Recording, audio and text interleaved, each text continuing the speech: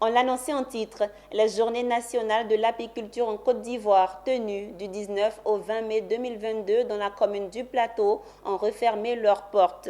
L'initiative est de l'Association des apiculteurs de Côte d'Ivoire et l'objectif de cette initiative était de créer un cadre entre la demande et l'offre, des opportunités d'affaires dans le domaine de l'apiculture pour des agriculteurs, des industries et des entreprises du monde entier. Amidia Assouba y a pris part.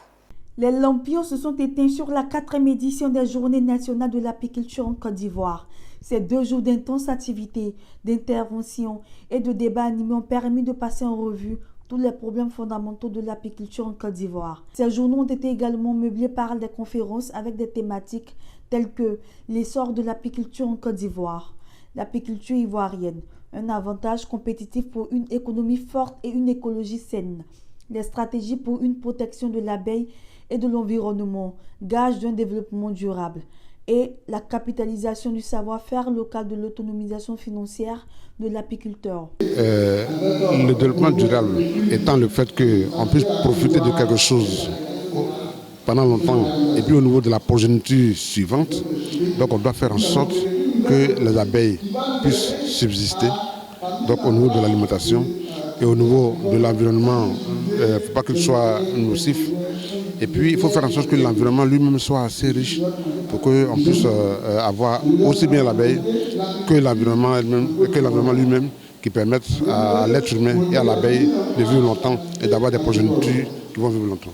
Il faut dire que c'est très bienvenu. Pour moi, c'est très bienvenu parce que vraiment, je sais manger du miel, mais je ne savais pas qu'on pouvait vraiment l'entretenir pour pouvoir retirer beaucoup de ressources.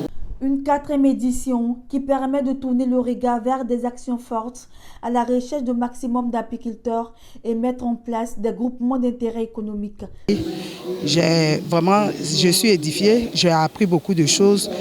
Et ce qui m'a marqué, parce qu'une fois on était à chose comme on appelle de passage à Boaké, et puis en pleine ville, on a vu qu'il y a des abeilles qui sont venues piquer un jeune. Ils couraient de partout. Et le professeur, dans ses explications, nous a démontré que le portable attire, il y a des métaux qui attirent l'abeille, qui dérangent l'abeille en fait. Donc si on va dans un lieu où il y a des abeilles, on ne doit pas avoir un portable sur nous. Franchement, ça... Parce que nous, on a pensé que c'était de la sorcellerie, alors que c'est quelque chose qui est réel, qui est naturel. Vraiment, c'est une bonne conférence. Fondée en 2010, l'Association des apiculteurs de Côte d'Ivoire regroupe 8000 adhérents agriculteurs dont le but est de promouvoir le développement de l'apiculture en Côte d'Ivoire.